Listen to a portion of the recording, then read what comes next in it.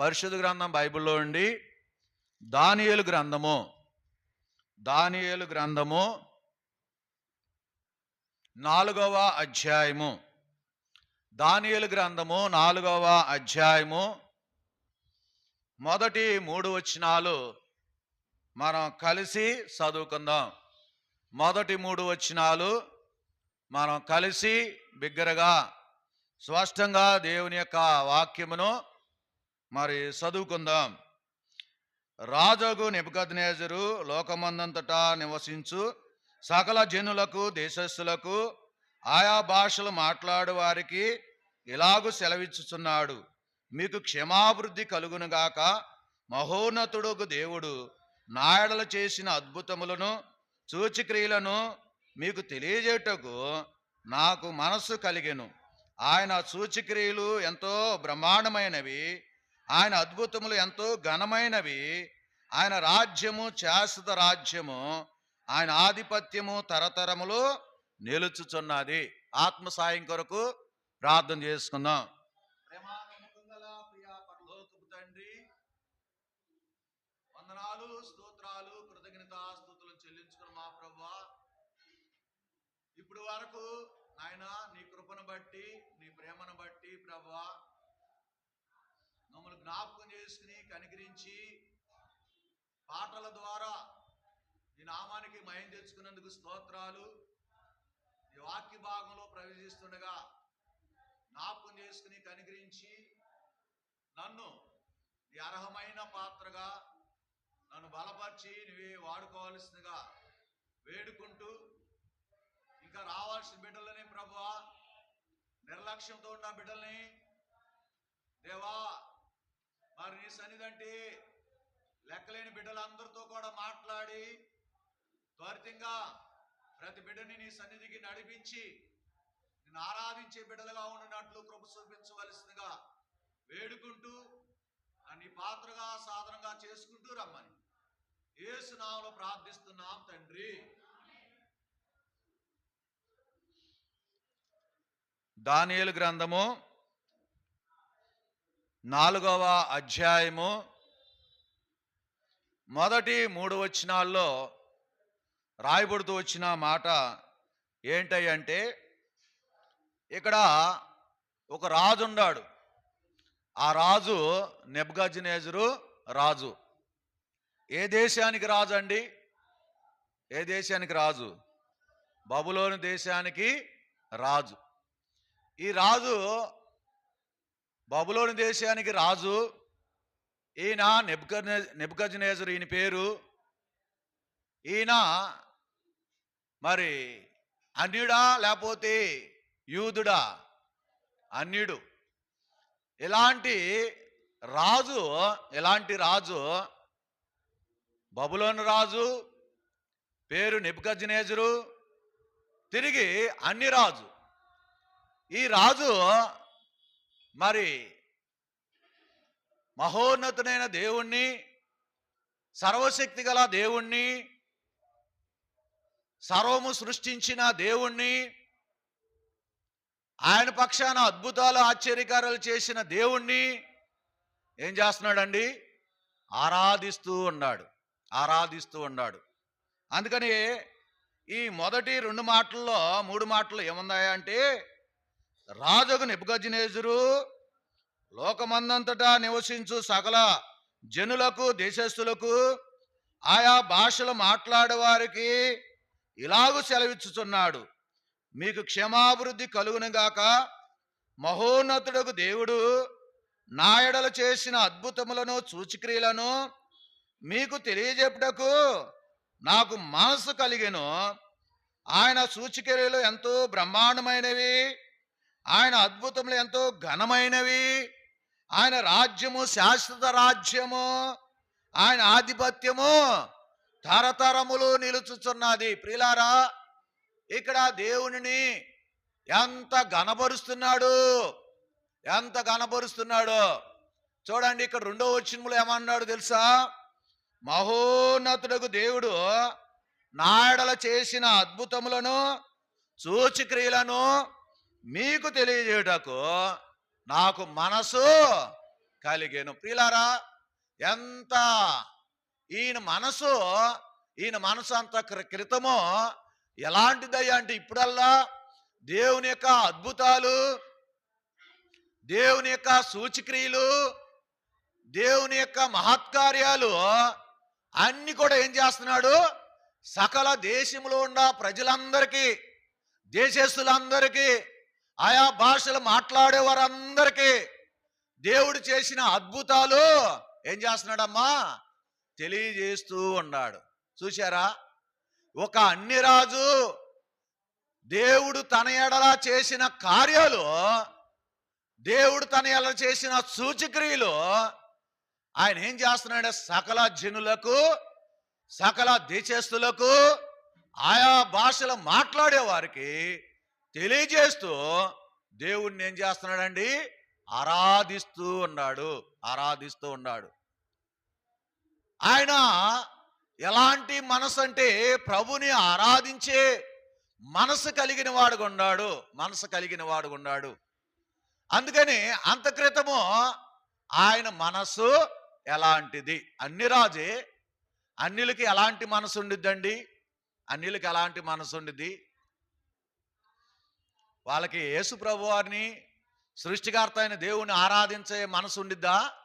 ఉండదు. ఏ మనసు ఉండిద్ది? వాళ్ళు విగ్రహాలని, ఏ విగ్రహాలు అవి? మోగ విగ్రహాలను ఆరాధించే మనసు వాళ్ళలో ఉంది. వాళ్ళకి తెలియదు. వాళ్ళు ఏమనుకుంటారంటే మేము కూడా ఒక దేవుడిని ఆరాధిస్తున్నాం కదా అని అనుకుంటా ఉంటారు. కానీ వాళ్ళు ఆరాధించే దేవుడు ఒకటి విగ్రహం అని నీకు నాకు ఒకప్పుడు కూడా తెలియదు.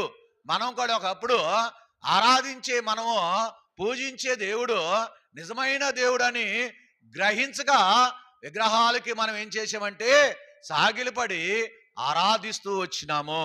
ఈయన కూడా తన మనసు ఎలాంటిది అంటే, రండి పరిశుద్ధ గ్రంథం బైబిల్లో యెహెజ్కేలు గ్రంథము, రండి యెహెజ్కేలు గ్రంథము 14వ అధ్యాయము. యెహెజ్కేలు గ్రంథము 14వ అధ్యాయములో ఒక మాట రాయబడుతూ వచ్చింది. 4వ వచనములో ఏమని రాయబడిందండి? యెహెజ్కేలు గ్రంథము 14వ అధ్యాయము 4వ వచనము. లేదా, కావున నీవు వారికి సంగతి తెలియజేసి ఇలాగు చెప్పుము, ప్రభు అయిన యెహోవా సెలవిచ్చినదేమనగా, తమ విస్తారమైన విగ్రహములను బట్టి తమ మనసును విగ్రహములను నిలుపుకొని తమకు దోషము కలగజేసుకొని యెహోవా ఎదుట అభ్యంతరం పెట్టుకున్న ప్రవక్తల యొద్దకు వచ్చు ఇశ్రాయేలీలందరూ. ప్రియులారా, ఇక్కడ మనసులో ఏం పెట్టుకున్నారండి? విగ్రహాలు. అక్కడ రాయబడింది కదా, ఏమని రాయబడిందండి? ఏమని రాయబడింది? తమ మనసున విగ్రహములను నిలుపుకొని ఏం చేశారమ్మా? వారు మనసులో అంట. ఇప్పుడు నెబుకద్నెజరు మనసులో ఏముందయ్యా అంటే విగ్రహాలు నిలుపుకునే మనసు ఉంది. విగ్రహాలు నిలుపుకునే మనసు ఎవరిలో ఉందయ్యా అంటే నెబుకద్నెజరులో ఆ మనసు ఉంది. ఆ మనసును బట్టి తాను ఏం చేస్తున్నాడంటే విగ్రహాలు నిలుపుకుంటూ వచ్చాడు, విగ్రహాలకు పూజ చేస్తూ వచ్చినాడు, వాటిని నమస్కరిస్తూ వచ్చినాడు. అలాంటి విగ్రహాలతో జీవిస్తున్న మరి వ్యక్తి, మనసు కలిగిన వ్యక్తి అదే అధ్యాయం 8వ వచనంలో ఏమని రాయబడిందమ్మా? అదే అధ్యాయము యెహెజ్కేలు గ్రంథము 14వ అధ్యాయము 8వ వచనంలో ఏమని రాయబడి వచ్చింది? ఆ మనుషులకు నేను విరోధినై నేను యెహోవానని వారు తెలుసుకున్నట్లు వారిని సూచనగాను సామెతగాను చేసి నా జనుల్లో నుండి వారిని నిర్మూలము చేసేదను. ఏమన్నాడండి? ఏమన్నాడు ఇక్కడ? నా జనుల్లో నుండి వారిని ఏం చేస్తానంటున్నాడు? నిర్మూలం చేస్తానంటున్నాడు. ప్రియులారా, అంటే మన జీవితంలో మనం కూడా ఏమవ్వాల్సింది అంటే మన మనసులో విగ్రహాలు నిలుపుకొని ఏం చేసామంటే దోషములు కట్టుకున్న వారుగా ఉండాం. అలాంటి మన జీవితం అలాగూ ఉంటే అలాగూ ఉండవారంట ఏమవుతారంటే నిర్మూలం అవుతారంట. అక్కడ 8వ వచనంలో రాయబడుతూ వచ్చింది. వారిని సూచనగాను సామెతగా చేసి నా జనులోని వారిని నిర్మూలం చేసేదను. లెక్కైతే దేవుని యొద్దకు వచ్చి ఈ మనసు కలిగిన వారందరూ కూడా, నీవు నేను కూడా నెబుకద్నెజరు లాంటి మనసు మనం ఒకప్పుడు కలిగిన వారు కూడా, మనం కూడా ఆయనకి లాగానే మనం కూడా నిర్మూలం కావాల్సిన వారిమి. లెక్కైతే ఆ విగ్రహాలు నిలుపుకున్న ప్రతివారు మనసులో, అంటే బయటికి కనబడదు కండి, బయటికి కనబడదు, లోపలే ఏం చేసామండి, విగ్రహాలను నీ మనసులో అంట నిలుపుకున్న వారి గుండాం. దాన్ని బట్టి చూస్తే నిర్మూలము కావాల్సిన వారిమి. ఇంకా చాలా ఉండే కానీ నిర్మూలము లెక్కైతే విగ్రహారాధన ఏందంటే మా చేసేవారు నిర్మూలం కావాల్సిన వారు. అయితే ఇప్పుడు నెబుకద్నెజరుకి ఏ మనసు వచ్చిందయ్యా అంటే, ప్రభుని ఆరాధించే మనసు వచ్చింది, ప్రభుని గణపరిచే మనసు వచ్చింది, ప్రభు నామను హెచ్చించే మనసు వచ్చింది. అందుకని ఆ దేవుని ఏమన్నాడు తెలుసా, మహోన్నతుడైన దేవుడు అన్నాడు. ఏమన్నాడండి? మహోన్నతుడైన దేవుడు. ఈ దేవుడు ఎక్కడ నివసిస్తాడండి? యెషయా గ్రంథము 57 అధ్యాయము 15 వచనం చదవండి. యెషయా గ్రంథము 57 అధ్యాయము 15 వచనంలో ఏమని రాయబడుతూ వచ్చింది? మహాగణుడును మహోన్నతుడును నిత్య నివాసైన వాడు ఇలాగూ సెలవిచ్చుచున్నాడు, నేను మహోన్నతమైన పరిశుద్ధ స్థలములలో చాలండి ఏమని రాయబడుతూ వచ్చిందో తెలుసా? ఇక్కడ నేను మహోన్నతమైన పరిశుద్ధ స్థలములలో ఆ దేవుడు ఎలాంటి దేవుడు అంటే, మహోన్నతమైన పరిశుద్ధ స్థలములలో నివసించేవాడు. ఆ మహోన్నతుడైన పరిశుద్ధ స్థలములో నివసించే ఆ దేవుణ్ణి ఎవరు ఆరాధిస్తున్నారమ్మా? నెబుకద్నెజరు, ఒక అన్య రాజు. ఎందుకు ఆరాధించాడు? తన ఎడల ఏం చేశాడు దేవుడు? అద్భుతాలు ఏం చేశాడు? సూచక్రియ చేశాడు. అంతక్రితం ఈయన మనసులో విగ్రహారాధన కలిగి విగ్రహాలు నిలుపుకున్నవాడు ఉన్నాడు. లెక్కైతే నిర్మూలము కావలసిన వాడు. ఇది మొట్టమొదటిది. రెండోదికి చూస్తే ఇంకేం రాయబడుతూ వచ్చింది? ఇర్మియా గ్రంథము రండి. ఇర్మియా గ్రంథము 7వ అధ్యాయము, ఇర్మియా గ్రంథము 7వ అధ్యాయము 26వ వచనం చదవండి. ఇర్మియా గ్రంథము 26వ అధ్యాయము 7వ వచనము, వారు నా మాట వెనక ఉన్నారు, చెవియొగ్గకున్నారు, తమ మెడను వంచక మనసును కఠినపరుచుకొనుచున్నారు. ప్రియులారా, రాయబడుతూ వచ్చిన మాట ఏంటి అంటే, ఇర్మియా గ్రంథము, మీకు చెప్పలేదు ఇర్మియా గ్రంథం అని? 7:26 చెప్పలేదా? మరేంటి ఇంకా 26:7 అన్నానా? క్షమించాలి, అట్టయితే నాకు మరి ఎట్లాగో. సరే, 7వ అధ్యాయము 26వ వచనంలో ఏమని రాయబడుతూ వచ్చింది అంటే, వారు నా మాట ఇనిక ఉన్నారు, చెవియొగ్గకున్నారు, తమ మెడను వంచక మనసును. అది ఏం చేశారండి వీళ్ళు? వారి మనసు ఎలాగుంది? కఠినం. కఠినం అంటే ఏంటి? ఆ మనసు ఇంకా ఎప్పుడు కూడా కరగదు, అంతే కదా? రాయి లాంటి కఠినం అంటే రాయి లాంటి మనసు, మట్టి గడ్డ లాంటి మనసు అయితే కరిగిపోయిద్ది. కానీ ఆ నెబుకద్నెజరు మనసు ఎలాంటిదంటే రాయి లాంటి మనసు. ఎలాంటిదండి? రాయి. ఆ రాయి మీద ఎన్ని నీళ్లు పోసినా, ఎంత తడిపినా, ఎంత రుద్దినా ఏ మాత్రం కూడా దానికి ఏముండదు, చలనం అనేది లేదు. అందుకనే వీళ్ళ మనసు అంట కఠినమైన మనసు అంట. అందుని బట్టి వారు యొక్క మెడను ఏం చేయలేదండి? మెడని వంచని వారు. మనం ఉంచాము ఒకప్పుడు అమ్మా, దేవుని ఆరాధించడానికి మెడ ఉంచామా అంటే వాడు మెడ వంచలా. ఏం చేశాం? ఏం చేశాం? మెడను వంచక. ఎవరండి మెడను వంచంది? మెడను వంచకంట మనుషులంట కులుకుతూ నడిచారంట. ఎక్కడుంది ఆ మాట? యెషయా గ్రంథంలో ఉంది ఆ మాట. వారు ఏం చేశారండి? ఏం చేశారు? మెడను వంచకంట వారు ఎలాగుండారంటే చూడండి, 3వ అధ్యాయము యెషయా గ్రంథము 16వ వచనంలో ఏమని రాయబడుతూ వచ్చింది?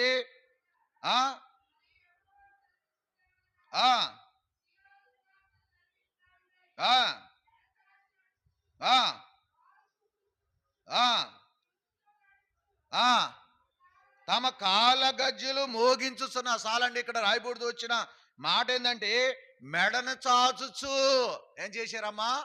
మెడను చాచి అంట నడిచిన వారు ఉన్నారంట. అంటే వీళ్ళు మెడ వంచని వారు, మెడ వంచని వారు. మెడ వంచగా ఏం చేశారు? నడిచేవారు ఉన్నారంట. మెడ వంచగా మనసును కఠినపరుచుకున్నారంట. యెషయా గ్రంథం 48వ అధ్యాయంలో ఇంకొక మాట కాడ ఉంది. రండి, యెషయా గ్రంథము 48వ అధ్యాయము 4వ వచనం చదవండి. చూడండి, ఇక్కడ ఒక మంచి మాట రాయబడుతూ వచ్చింది. నువ్వు మూర్ఖుడు అనియు, నీ మెడ ఇనప నరమనియు, నీ నుదురు ఎత్తరదనియు నేను ఎరిగి ఉండి. ప్రాల్సాలండి, ఇక్కడ ఏం రాయబడుతూ వచ్చిందో తెలుసా? ఒకటి మెడ వంచక మనసు కఠినపరుచుకున్నారు. రెండోది ఏం కనబడుతుంది? మెడను చాచి నడిచిన వారు ఉన్నారు. మూడోది ఏం కనబడుతుందండి? మెడ ఎలాంటిది? ఇనపనరం. అమ్మా, మెడ ఎలాంటిదండి? ఇనపంది. ఇనప దాన్ని ఎట్లా ఉంచుతారు? చేతు వంగితే వంగిద్దా, లేకపోతే దాని పరికరము ఉపయోగిస్తే వంగిద్దా? దానికి సంబంధించిన పరికరాన్ని ఉపయోగిస్తేనే అది వంగిద్ది తప్ప నీవు నేను వంచితే వంగేది కాదు. ఒకప్పుడు మన మెడలు అలాంటివి. ఒక మెడ వంచని మెడ, ఒక మెడ సాచే మెడ, ఒక మెడ ఎలాంటిదంటే ఇనపది. అంటే మన జీవితాలు అలా మనసులు కఠినపరుచుకుని మనం జీవిస్తూ ఉన్నాం. అలాంటి మెడసాచుకుని నడిచేవారు, మెడసాచును జీవించేవారు, వారి మీద కూడా ఏముందయ్యా అంటే దేవుని యొక్క ఉగ్రత. ఈ నెబుకద్నెజరు కూడా కఠిన మనిషి, కఠినాత్ముడు. అలాంటి కఠినాత్ముడైన మనసును దేవుడు ఏం చేశాడమ్మా? మార్చాడు. ఒక మనసల్లా ఎలాంటిది? విగ్రహాలు నిలుపుకునే మనసు. రెండో మనసు ఎలాంటిదండి? మెడ వంచని మనసు, కఠినపరుచుకున్న మనసు. అంటే కఠినపరుచుకున్న మనసు కఠినం అంటే ఈ 3 వస్తాయండి. అంటే కఠినపరుచుకోవడం అంటే ఎవరు కూడా మెడ వంచరు, తల వంచరు, ఏది కూడా చేయరు, కఠినంగా ఉండేవాళ్ళు. అలాంటి మనము కూడా నెబుకద్నెజరు లాగా కఠినాత్ములుగా జీవిస్తూ మనం కూడా అలాంటి సమయంలో మరి కఠినంగా జీవిస్తున్న వారిపైన మనకు తెలిసిందే కానీ సమయం లేదు కనుక మరి అట్లాంటి కఠినాత్ముల మీదంట ఏమయ్యారో తెలుసా? ఎబ్రిల్ రాసిన పత్రిక 3వ అధ్యాయం మీరు చదువుకోండి. అట్లా కఠినంగా ఉండవారంట ఏమయ్యారండి? ఆకుల వలె రాలిపోయారంట. రాలిపోయారంట. అందుకని కఠినాత్ములు ఎలాంటి వారంటే కఠిన మనసు కలిగిన వారు ఆకుల వలె రాలిపోవాల్సిన మన జీవితాలు లెక్క అయితే అలాంటి మన జీవితాలను బాగు చేయటానికి, మన జీవితాలను చక్కబరచడానికి ఆయన మన ఎడల ఏం చేయడానికి వచ్చాడండి? అద్భుతాలు సూచక్రియలు చేయడానికి వచ్చాడు. అంత గొప్ప దేవుడు, అంత సర్వాధికారి అయిన దేవుడు అంట అద్భుతాలు సూచక్రియలు చేయటానికి ఈ లోకానికి వచ్చిన వాడుగా ఉన్నాడు. మూడోదిగా చూస్తే మనం ఇంకా ఎలాంటి వారిమి? అపోస్తుల కార్యములు రండి. అపోస్తుల కార్యములు 14వ అధ్యాయము అపోస్తుల కార్యములు 14వ అధ్యాయము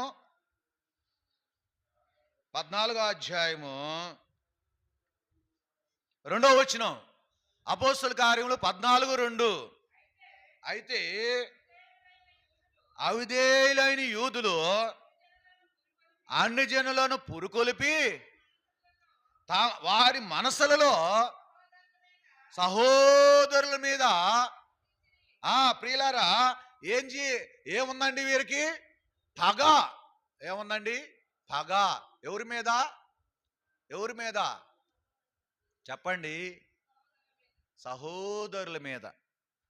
అంటే మనకు కూడా ఒకప్పుడు ఏముందా? ఒకప్పుడులే అండి, ఇప్పుడు సంగతి తీసేయండి. ఇప్పుడు ఏంటంటే ఏదన్నా చిన్నది ఉండగాని మరలా ఏం చేస్తున్నామంటే ఆ పగ అనేది ఉంచుకోవట్లా. ఆ పగని ఇప్పుడు ఒకప్పుడు ఏంది? పగ ఇప్పుడు దాగుండేది, సచ్చిన దాగుండేది. ఆ మనసు అలాంటిది. పగ కలిగిన మనసు ఎవరి మీద అంటే సహోదరుల మీద అంట. సహోదరుల మీద పగబట్టిన వారిగా ఉండాం. పగబట్టిన వారిగా ఉండాం. ఎవరు పగ? ఆదికాండం రండి. ఆదికాండం మనకు తెలిసిన భాగాలు ఇవి.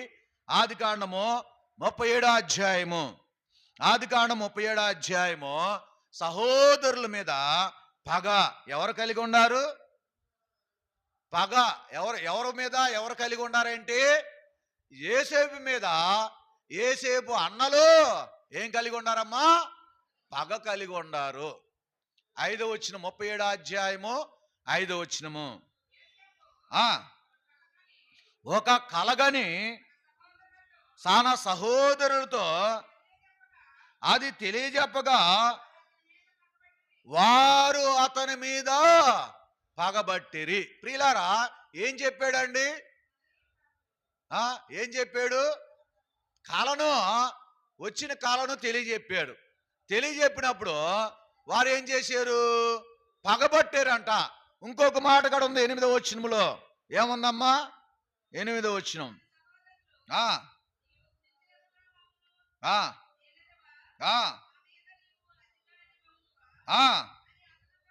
చెప్పి అతని కళలను బట్టి, అతని మాటలను బట్టి అతని మీద మరింత.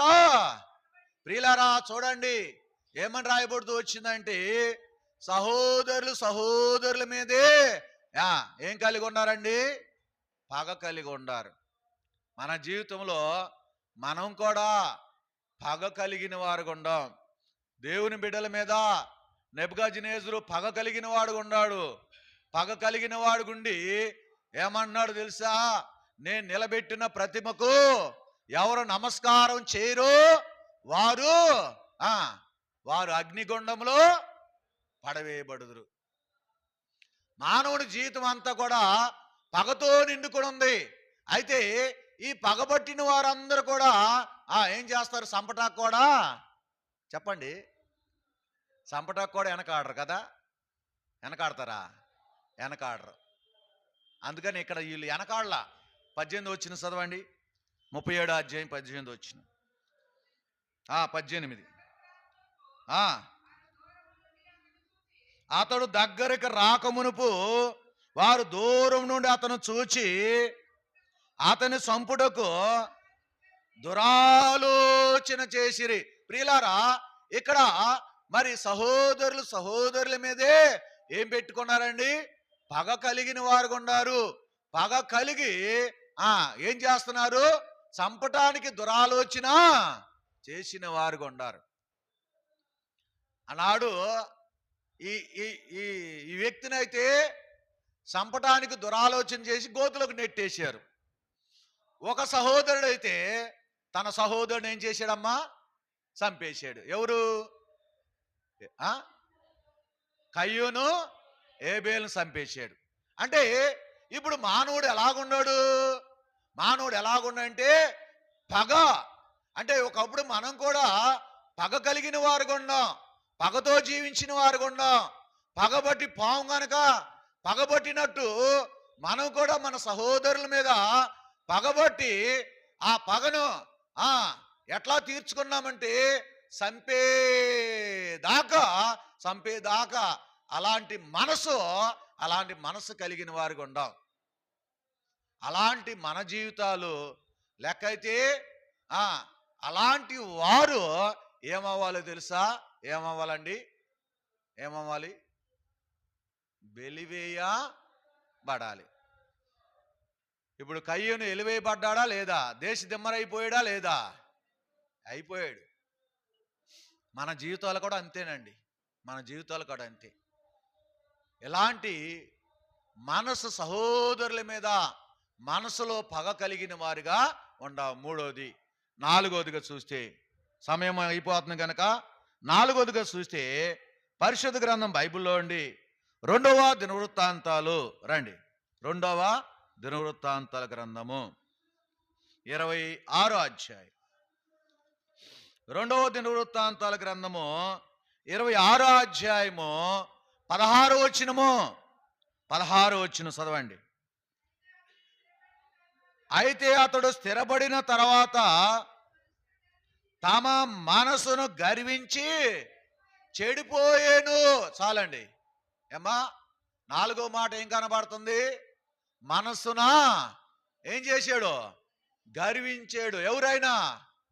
ఉజ్జియా. ఉజ్జియా ఏం చేశాడమ్మా? యోధారాజు అని ఉజ్జియా అంట మనసును గర్వించాడంట. అంటే మన మనసును గర్వించి మనం కూడా ఏమైపోయామండి?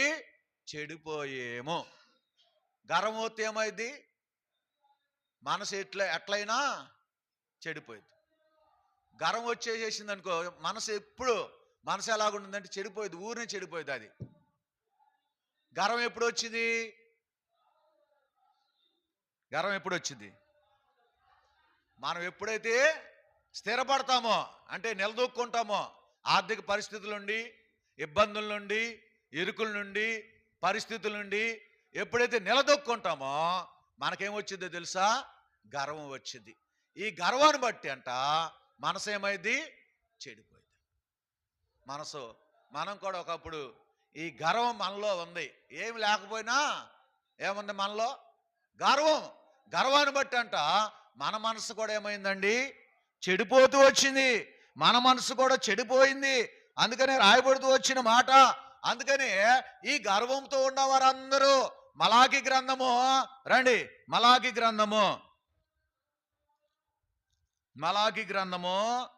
4వ అధ్యాయం 1వ వచనము. 4వ అధ్యాయం 1వ వచనంలో ఏమని రాయబడుతూ వచ్చింది? ఏలయనగా నియమింపబడిన దినం వచ్చుచున్నది, కొలిమి కాలునట్లు అది కాలును. గర్విష్ఠులందరూ దుర్మార్గులందరూ కొయ్యి కాలు వలె ఉందరు. వారిలో ఒకరికి ఏరైనను సిగురైనను లేకుండా రాబో దినమున అందరినీ కాల్చి వేయనని సైన్యములకు అధిపతి యెహోవా సెలవిచ్చుచున్నాడు. ప్రియులారా, గర్విష్ఠులు అందరూ కూడా ఎలాంటి వారండి? కొయ్యకాలు లాంటి వారు, కొయ్యకాలి లాంటి వారు. వాళ్ళందరిని ఏం చేస్తానన్నాడు? కాల్చివేస్తానన్నాడు. నిజమే. మనము ఏమవ్వాలండి? కాల్చివేయబడిన మనుషులం. కాల్చివేసిన మనుషులం కాదు, కాల్చివేయబడవలసిన మనుషులం. నెబుకద్నెజరు కూడా అంతే. ఇంకా చాలా ఉన్నాయి, కానీ భ్రష్ట మనసు ఉంది, ఇంకా రకరకాల మనసులు ఉన్నాయండి. భిన్నాభిప్రాయం కలిగిన మనసులో, ఈ మనసులతో మానవుడు జీవిస్తూ ఏం చేస్తున్నాడంటే దేవునికి అంట విరోధంగా జీవించి పాపాన్ని కట్టుకున్న వాడిగా ఉన్నాడు. అలాంటి మానవుడు ఇప్పుడు దేవుని ఏం చేస్తున్నాడండి? ఏం చేస్తున్నాడు? దానియేలు గ్రంథము 4వ అధ్యాయం 2వ వచనం చదువు. 4వ అధ్యాయం 2వ వచనము. ఎంతసేపు తీస్తున్నారు మీరు? దేవుని మనసు ఉండాలి. నా ఎడల చేసిన అద్భుతములను నీకు తెలియజేయటకు నాకు మనసు కలిగేను. ప్రియులారా, ఇప్పుడు 4 అంతల మనసుతో ఉన్న వ్యక్తిని దేవుడు ఏం చేశాడండి? ఏం చేశాడు? తన మనసును మార్చి, అమ్మా నీ మనసు నా మనసు కూడా ఏం చేశాడు? మార్చేసాడు దేవుడు. నిజంగా ఈ 4 అంతల మనసుతో మనం జీవించి మన బ్రతుకులు నాశనం చేసుకుంటున్న సమయంలో ఇట్టి మనసు అద్భుతాలు చేశాడంట. ఏం చేశాడమ్మా దేవుడు? అద్భుతాలు. ఎవరి పక్షాన?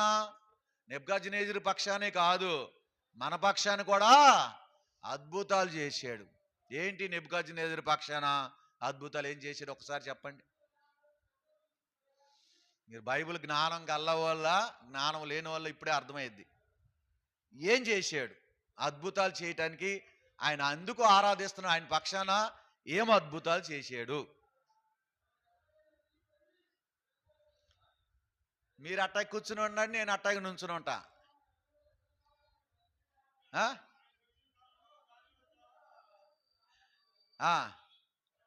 ఓకే. దేవుడు తనకొచ్చిన కళ దానియేలు ద్వారా ఏం చేశాడు? బయలుపరిచిన దాన్ని బట్టి, అందుకనే దానియేలుని ఏమంటాడు తెలుసా? నువ్వు దేవతల వంటి, ఎలాంటి వాడండి? దేవత. ఏం కొలిచాడండి? దానియేలుని ఒక దేవతలాగా కొలుసుకున్నాడు. అంతేకాకుండా నీ దేవుడు వంటి దేవుడు లోకమందు ఎక్కడన్నా లేడు. అందుకనే ఆ దేవుని ఏమన్నాడు తెలుసా? ఆ కళే కాదండి, ఆ కళ ఒక్కటే కాదు. షడ్రకు మేషకు అబేద్నెగోని అగ్నిలో పడేసినప్పుడు అప్పుడు కూడా చూశాడా లేదా దేవుడు అద్భుతాలు? చూశాడు. మరి ఎన్ని అద్భుతాలు చేసినా ఆ దేవుణ్ణి ఈ యొక్క 4వ అధ్యాయంకి వచ్చేసరికి ఎంత చక్కగా ఆరాధిస్తున్నాడు చూడు. మనం దేవుని నమ్ముకున్నాం కానీ ఆరాధించడం చేత కాదు మనకి, అంతేనా? ఆరాధించడం ఎట్టాగో చేత కాదు. ఆరాధన చెప్పేటప్పుడల్లా అటు ఇటు దిక్కులు చూస్తాం. ఆరాధన చేయండి అన్నప్పుడు ఏం చేయాలో అర్థం కాక సతమతలు, అసలు ఎట్ట మెసుకుతామో, ఏం చేయాలని ఒళ్ళంతా తిప్పుకుదాం. ఒళ్ళంతా తిప్పుతాం, 4 అంతా తిప్పుకుంటాం, కానీ తెలియట్లా. వినేటప్పుడు అలా చెప్పేటప్పుడల్లా ఏం చేస్తున్నాం? ఇక అటు ఇటు మనసు, అంటే ఈ మనసు అటు ఇటు వెళ్ళిపోతుంది. మనసు అటు ఇటు వెళ్ళిపోతుంటే, అటు ఇటు వెళ్ళిపోతే మరి ఇనే మనసు ఎక్కడుంది? ఇనే మనసు లేదు కనుక చేయటానికి నీకు మనసు అర్థం ఆ మనసులో ఏం చెప్పారో అర్థం కాక సతమతం అదిపోతున్నారు. కానీ నెబుకద్నెజరు సతమతం అవలా. ఎట్లా చేశాడండి? మహోన్నతుడైన దేవుడు నా ఎడల చేసిన అద్భుతాలండి తెలియజెప్పడానికి రండి. ఎవరికి తెలియజేస్తున్నాడు? సకల జనులకు, సకల దేశంలో ఉన్నవారికి, ఆయా భాషలు మాట్లాడే వారికి తెలియజేస్తున్నాడు. అయ్యా రండి. ఎప్పుడన్నా అన్నావా? ఎప్పుడన్నా చేసేవా? నా దేవుడు నా ఎడల అద్భుతాలు చేసాడు. ఇదిగో ఇట్లాంటి మనిషిని, ఇట్లాంటి పాపాత్ముడిని, ఇట్లాంటి కఠిన మనసు కలిగిన వాడిని, ఇట్లాంటి విగ్రహాల్లో ఉన్నటువంటి వాడిని, ఇట్లాంటి పగ కలిగిన వాడిని, ఇట్లాంటి గర్వంతో ఉన్నవాడిని నా మనసు మార్చాడండి. ఇదిగో చూసినా అని చెప్పి ఎవరన్నా ఎవరికన్నా తెలియజెప్పారా అంటే మనం ఎవరికి తెలియజెప్పలా. ఒక అన్నిరాజు తెలియజేశాడు. ఆ దేవుని యొక్క ఆ మహత్యం ఏంటో, ఆ దేవుని యొక్క అద్భుతాలు ఏంటో. అందుకని పేతురు రాసిన పత్రిక 2వ అధ్యాయము 9వ వచనము రండి. 1 పేతురు 2:9 త్వరగా. అయితే మీరు చీకటిలో నుండి ఆశ్చర్యకరమైన తన ఎలుగులోనికి మిమ్మల్ని పిలిచిన వాని గుణాతిశయములను ప్రచురం చేయ నిమిత్తము ఏర్పరచబడిన వంశము, రాజులైన యాజక సమూహమును, దేవుని సొత్తైన ప్రజలై ఉన్నారు. ప్రియులారా, ఇప్పుడు దేవుని యొక్క గుణాతిశయములు ఎవరు ప్రచురం చేస్తున్నారు చెప్పండి? నెబుకద్నెజరు. ఇప్పుడు ఆయన ఎక్కడి నుంచి వచ్చాడు? చీకటిలో నుండి ఆశ్చర్యకరమైన వెలుగులోనికి వచ్చాడంట. ఆశ్చర్యకరమైన వెలుగులోనికి వచ్చి ఎవరు గుణాతిశయములు ప్రచురం చేస్తున్నాడండి? సృష్టికర్త అయిన దేవుని యొక్క గుణాతిశయములు ఏం చేస్తున్నాడు? ప్రచురం చేస్తున్నాడు. ఇప్పుడు ఎవరి మనసు వచ్చింది? ఎవరి మనసు వచ్చింది నెబుకద్నెజరులోకి? ఎవరి మనసు? ఎవరి మనసు? స్తెఫను నా మనసు వచ్చిందా? ఎవరి మనసు చెప్పండి మరి. ఎవరి మనసు వచ్చింది? దేవుని మనసు వచ్చిందండి. ఏ మనసు కలిగి ఉన్నాడు? ఫిలిప్పీయులకు రాసిన పత్రిక, ఫిలిప్పీయులకు రాసిన పత్రిక రండి. ఫిలిప్పీయులకు రాసిన పత్రిక 2వ అధ్యాయము 5వ వచనము. క్రీస్తు యేసునకు కలిగిన ఈ మనసు మీరును కలిగి ఉండుడి. ఇప్పుడు నెబుకద్నెజరు ఏ మనసు కలిగి ఉన్నాడండి? క్రీస్తు యేసు యొక్క మనసు. అంటే అన్ని రాజుల యొక్క జీవితం, జీవితం, అన్యుల విధానము, అన్యుల యొక్క విగ్రహారాధన అంతా తొలగిపోయి తనలోనికి ఏ మనసు వచ్చిందంటే క్రీస్తు మనసు వచ్చింది. ఆ క్రీస్తు మనసు రాబట్టే దేవుని యొక్క గుణాతిశయములు ఏం చేస్తున్నాడండి? ప్రచురం చేస్తున్నాడు. అందుకని ఆయన ఏమయ్యాడండి? గుణాతిశయములు ప్రచురం చేయి నిమిత్తమంట ఏర్పరచబడిన వంశము, రాజులైన యాజక సమూహము, పరిశుద్ధ జనము, దేవుని సొత్తైన ప్రజ. ఇప్పుడు ఏ ప్రజలు అయ్యాడండి? దేవునికి సొత్తైన ప్రజగా, ఒక మనిషిగా అయ్యాడు. దేవుని మనిషిగా అయ్యాడు. దేవుని మనిషిగా చేయబడ్డాడు. అలాంటి క్రీస్తు మనసు తనలోకి వచ్చిన తర్వాత దేవుని యొక్క అద్భుతాల గురించి, ఆశ్చర్య కార్యాల గురించి ఆయన ప్రచురము చేస్తూ వచ్చినాడు. నిజంగా దేవుడు మన ఎడల ఏం చూపించాడమ్మా? ప్రేమ. ఆ ప్రేమే గనక మన ఎడల చూపించకపోతే ఈ అద్భుతాల గురించి, ఈ ఆశ్చర్య కార్యాల గురించి మనము తెలియజెప్పే వాళ్ళమే కాదు. ఇప్పుడు క్రీస్తు యేసు యొక్క మనసు వచ్చింది. రెండో మనసు ఏ మనసు అంటే రండి 51వ అధ్యాయము రండి. త్వరగా అయిపోయింది, సమయం అయిపోయింది కనుక ఒక 2-3 నిమిషాల్లో ముగిస్తా. రండి 51వ అధ్యాయము కీర్తన గ్రంథము 51వ అధ్యాయము 12వ వచనము ఏమని రాయబడుతూ వచ్చింది? 12వ వచనంలో నీ రక్షణానందము నాకు మరలా పుట్టించు, సమ్మతి గల మనస్సు కలగజేసి నన్ను దృఢపరచుము. ఏం చేశాడండి? ఏం చేశాడు? క్రీస్తు మనసులోకి తీసుకొచ్చాడు. క్రీస్తు యేసు మనస్సు కలిగిన వాడుగా ఉన్నాడు. అంతేకాకుండా ఏ మనసు కలిగి ఉన్నాడు? సమ్మతి గల మనసు. సమ్మతి గల మనసు ఏం చేసిందండి? మనిషిని దృఢపరిచింది, అంటే బలపరిచింది. ఆ మనిషి ఇప్పుడు ఎలాంటి వాడు అంటే బలపరచబడిన వాడు. బలహీనుడైన మనుషుడు దేవుని యొక్క సమ్మతి గల మనస్సు చేత ఏమయ్యాడండి? బలపరచబడ్డాడు. ఎవరి ద్వారా అంటే క్రీస్తు ద్వారా.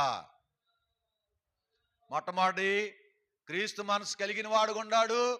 ఆయన గుణాతిశయములు ప్రచురం చేశాడు. రెండోది రక్షణానందం పొందాడు. సమ్మతి గల మనసు వచ్చి పొందుకుని దృఢంగా తను దృఢపరచబడుతూ వచ్చినాడు. మూడోదిగా చూస్తే ఆయన మనసు ఎలాంటిది అంటే దేవుని మనసు మార్చిన తర్వాత, దేవుని యొక్క విధానంలో వచ్చిన తర్వాత 2వ పేతురు రాసిన పత్రిక రండి. 2వ పేతురు రాసిన పత్రిక 3వ అధ్యాయము 2వ వచనము ఏమని రాయబడుతూ వచ్చింది? 3వ అధ్యాయం 2వ వచనం, పరిశుద్ధుల ప్రవక్తల చేత పూర్వమందు పలకబడిన మాటలను మన ప్రభు అయిన రక్షకుడు మీ అపోస్తుల ద్వారా ఇచ్చిన ఆజ్ఞను మీరు జ్ఞాపకం చేసుకోలేనను విషయమును మీరు జ్ఞాపకం చేసి నిర్మలమైన మీ మనసులను రేపుచున్నాను. ప్రియులారా, నా 3వ మనసు ఎలాంటిదండి? నిర్మలమైన మనస్సు. ఇప్పుడు మనసు ఎలాగుందో తెలుసా? ఎంత ప్రశాంతంగా ఉందో. ఎవరిది? నీది నాది నెబుకద్నెజర్ది. నిర్మలమైన మనసు. అబ్బా, ఎలాంటి మనసు అంటే క్రీస్తు మనసు, సమ్మతి గల మనసు, నిర్మలమైన మనసు. ఆ మనసును కలిగిన వాడు కొన్నాడు. నాలుగోదిగా చూస్తే ఎవరైనా వివరించడానికి సమయం లేదు కనుక నాలుగోది ఏంటంటే పరమగీతాలు. రండి, పరమగీతాలు. పరమగీతాలు 1వ అధ్యాయము 4వ వచనము. పరమగీతాలు 1వ అధ్యాయము 4వ వచనము. నన్ను ఆకర్షించుము, మేము నీ యొద్దకు పరిగెత్తు వచ్చేదము. రాజు తన అంతఃపురములోనికి నన్ను చేర్చుకొనిను. నిన్ను బట్టి మేము సంతోషించి ఉత్సహించేదము. ద్రాక్షారసం కన్నా నీ ప్రేమ ఎక్కువగా స్మరించేదము. యథార్థమైన మనసుతో వారు నిన్ను. అది ఏ మనసు వచ్చిందండి ఇప్పుడు? యథార్థమైన మనస్సు. 4 మనసులల్లా భయంకరమైన మనసు. 4 మనసులల్లా ఎలాంటివి? క్రీస్తుతో సంబంధము కలిగి ఆశీర్వాదకరమైన మనస్సులు. అది ఈ ఆశీర్వాదకరమైన మనసు మనకు దేవుడు అనుగ్రహించాడు. ఈ ఆశీర్వాదకరమైన మనసులు ఏంటి చెప్పండి? ఒకటి, ఏ మనసు అండి? క్రీస్తు యేసు యొక్క మనసు. ఆ మనసు వచ్చిన కాడి నుంచి మనం ఏం చేసాం? గుణాతిశయములు ప్రచురం చేసాం. రెండో మనసు సమ్మతి గల మనసు. అంటే దేవుడు ఏమిచ్చాడు? మనకి రక్షణ ఆనందాన్ని ఇచ్చి సమ్మతి గల మనసు అనుగ్రహించి మనల్ని, నిన్ను నన్ను ఏం చేశాడు? బలహీనులైన మనల్ని దృఢపరిచాడు. మూడో మనసు నిర్మలమైన మనసు. అంతకుముందు ఈ మనసు ఎలా ఉంది? కలవరాలతో ఉంది. ఇప్పుడు ఎలాగుంది? నిర్మలమైన ఉదక స్నానము చేత మీరు పవిత్రపరచబడ్డారు. నిర్మలమైన పవిత్రపరచబడిన వారు, వాళ్ళకి నిర్మలమైన మనస్సు ఉంది. నాలుగోది యథార్థమైన మనస్సు. యథార్థమైన మనస్సుతో దేవుడు నిన్ను నన్ను మనసు కలిగిన వారిని ఎక్కడ చేర్చాడండి? అంతఃపురములోనికి. రాజు అంట తన అంతఃపురములోనికి నన్ను చేర్చుకొనిను. ఏ అంతఃపురం అండి? ఏ అంతఃపురం చెప్పాలి ఇప్పుడు? యెరూషలేము యొక్క అంతఃపురం. ఈ లోకంలో ఉన్నప్పుడు కూడా, ఈ లోకంలో ఉన్నంత కాలము మన అంతఃపురం ఏదో తెలుసా? యెరూషలేము ప్రార్థన మందిరం. ఇక ఈ లోకాన్ని ఇడిస్తే ఈ అంతఃపురము పరలోకపు అంతఃపురం. అలాంటి అంతఃపురంలోనికి నిన్ను నన్ను చేర్చిన ఆ దేవాదేవుడిని మనం ఏం చేద్దామంటే ఆరాధిద్దాం, ఆ ప్రభుని గణపద్దాం. ఒక సహోదరుడు నెబుకద్నెజరు మనసు మారినట్లు ఆయన సూచక్రియలు, ఆయన అద్భుతాలు నువ్వు అనేకమైన జనాలకి, అనేకమైన దేశాలకి, అనేకమైన భాషలు మాట్లాడేవారికి మనము తెలియజేసే విధంలో నీ మనసు నా మనసు మార్చిన ఆ దేవుణ్ణి ఒక సహోదరుడు సహోదరి బిగ్గరగా క్లుప్తంగా ప్రభుని ఆరాధించండి.